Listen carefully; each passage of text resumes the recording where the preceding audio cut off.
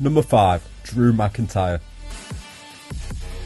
WWE started off Drew McIntyre's career on the main roster in grand fashion when Vince McMahon introduced him.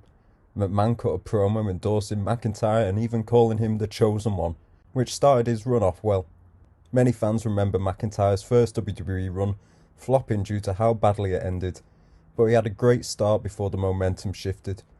One of the reasons WWE wanted him to use the McIntyre name again when re-signing was due to the credibility of the Vince tie-in, and soon after, McIntyre became World Heavyweight Champion. Number 4. Shane McMahon. The on-screen run of Shane McMahon is remembered for being a fan favourite and having some must-watch stunts in hardcore matches.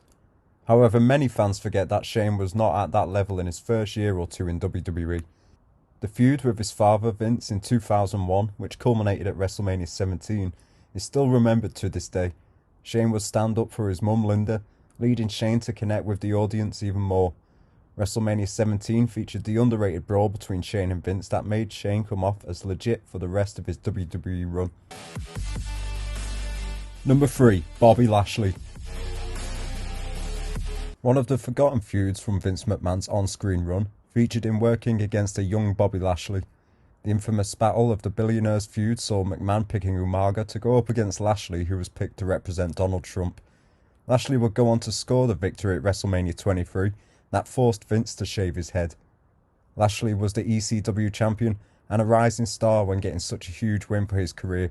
The feud continued with Vince, Shane and Umaga having a 3 versus 1 advantage over Lashley for Vince to win the ECW championship.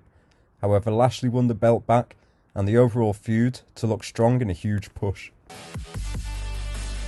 Number 2. Triple H. Triple H was made a main eventer before feuding with Vince McMahon, but fans didn't truly view him as the top level star of Stone Cold Steve Austin, The Rock and Mick Foley. A program with Vince was needed to make Triple H look legit since it was the top angle at the time.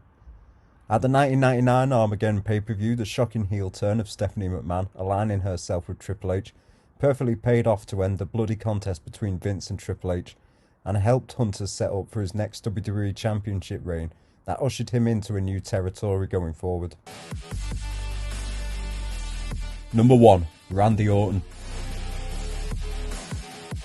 The career of Randy Orton is remembered for being a strong main eventer once he won the world title, but that wasn't always the case. Orton had a weak first world championship reign and had a few ups and downs with the various main events pushes afterwards.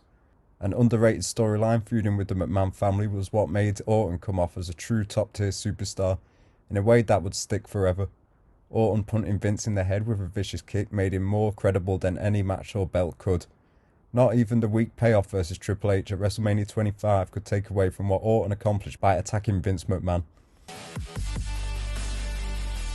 Thanks for watching. Don't forget to subscribe for more wrestling content.